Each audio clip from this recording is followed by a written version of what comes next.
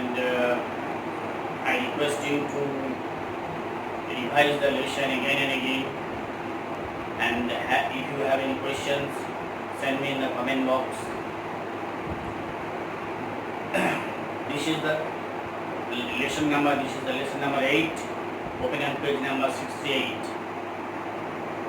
Name of the name of the poem. It's a poem. Snail. Snail, you know, Sammuk, Banglai, বা Samuk. And there is a phrase at snail's pace, means very slowly. The progress of the work goes on or is going on at a snail's pace. So there is a phrase also. Phrase of it.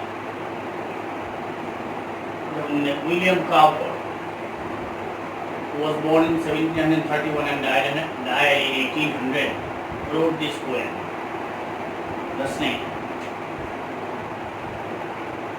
Most of you are familiar with the idea of a snail, that it goes slowly and it's a very typical, very timid animal or timid being. It sticks to a particular place for a long time, and it has its own house on its back. This is the common idea about a snail. But the poet is going to give that the snail has extra sensibility.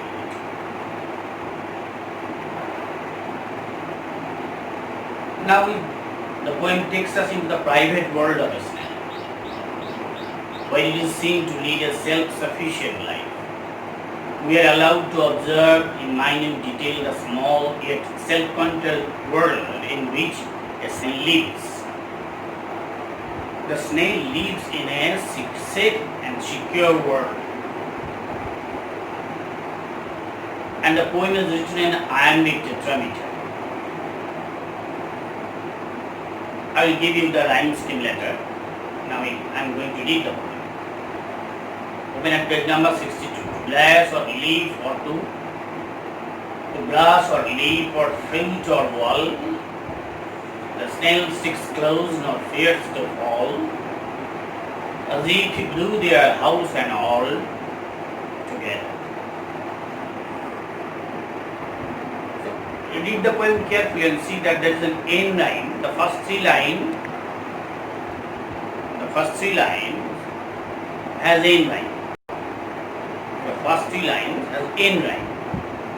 Wall, fall and all.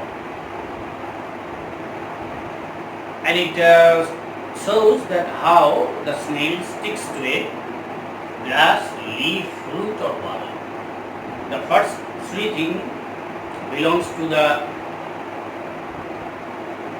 plant imagery, grass or leaf or fruit. And the wall stands for protection. So the snail sticks to a wall to protect itself. And its stickiness to these things shows its tenacity. But it doesn't fear to fall. As it glue there, house and all, nobody can separate it from the leaf or the tree. It is as if an impression on the leaf or on the wall. Within that house security hides, when danger imminent betides, of storm or other harm besides, of weather. Again that is the end line. See, consecutive three lines, hides, betides, besides. So whenever you will read a poem, read it carefully. See the rhyme, see the pattern, see the construction or the structure of the poem. Within that house, security hides. So the snail is fond of security and safety, and the house is a very hard slough. When danger imminent, danger is forthcoming. Of storm, it may be from nature or other harm or other animal, attack from other animals, it shrinks back. Give but his horns the slightest touch. It uses its horn to find its way through. But whenever something is felt by the horn, even the slightest touch, his self-collecting power is such, he shrinks into his house with much displeasure. He shrinks into his house, he stops his progress, but he doesn't like it. Again there are in line, touch, such, much. And the pattern is the same. Last section, wherever he dwells, wherever the snail dwells, he dwells alone.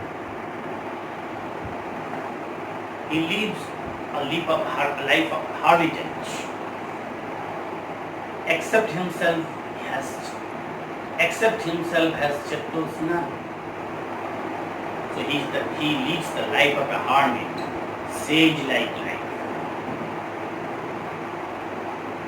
Who has renounced all his earthly belongings, earthly, material, mundane things, material pleasures, to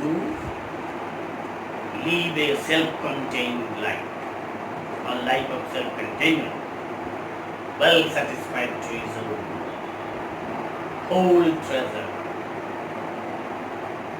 Again, there is the same pattern, alone, non-known. So, the poem, if you analyze the poem,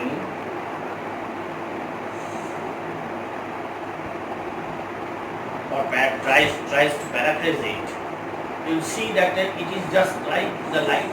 It just narrates the life of a snail in a very common language, but within this apparent commonness, there is depth of symbolism.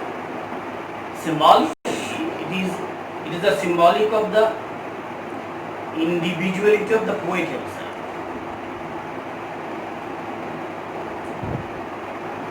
Who is oversensitive, but consciously separating himself from the humdrum of everyday life. The poet also, there is a distant affinity with the poem, with the recitation made by some recent film star. Sate panche thaki na. Just like that. The snail also is there is a distant affinity. That he is not involved in any or squabbles with others, with material things, or he has any quarrel over anything. He is self-content, self-satisfied. And the poet is also like a snail, wants to be self-satisfied.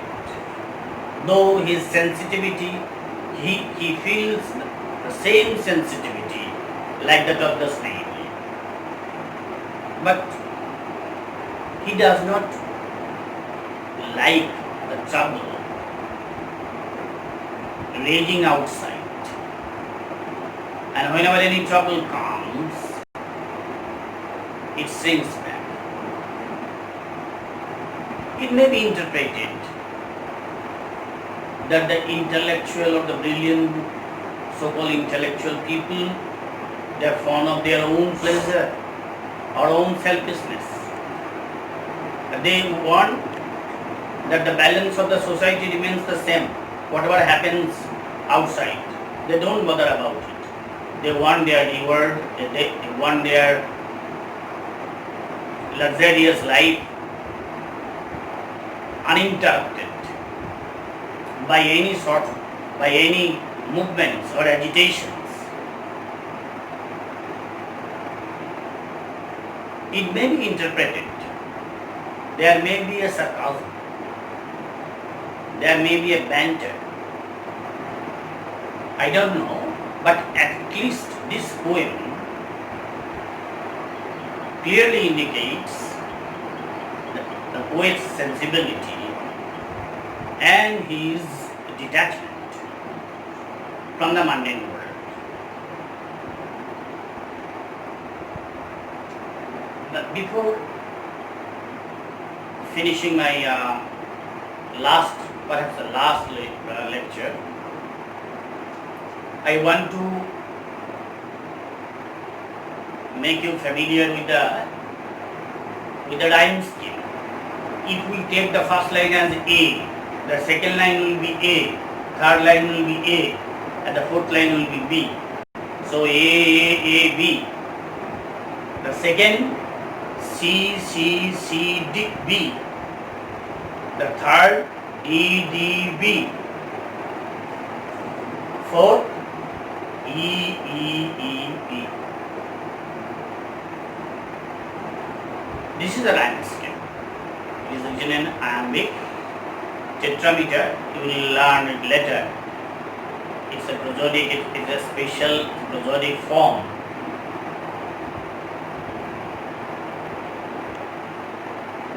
But you see that there are some important words and vocabularies. Here secure means safe. The opposite word of it is insecure. Hides means keeps out of sight. Reveals, opposite word. Danger, risk, opposite word safety. Imminent, impending, opposite word remote. Betides, happens. This word is particularly used in a poem. Harm, damage. Horn, a hard, long growth on the head of an animal. Self-collecting with oneself from one's surrounding. Shrinks, contracts, opposite word grows. Displeasure, annoyance, opposite word pleasure. Dwells, lives. Chattels, personal belongings, lotacombo. Satisfied, pleased, opposite word dissatisfied. Treasure, wealth. So these are the meanings. Now, thank you for being with me and listening to me carefully throughout my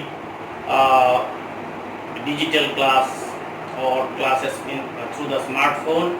I have tried my best to reach to you, to make you understand, and to do everything to make you conscious about the importance of the lesson. And I always encourage you to ask me questions, but unfortunately your response is very poor. I pray that you should be safe and free from any danger in this period.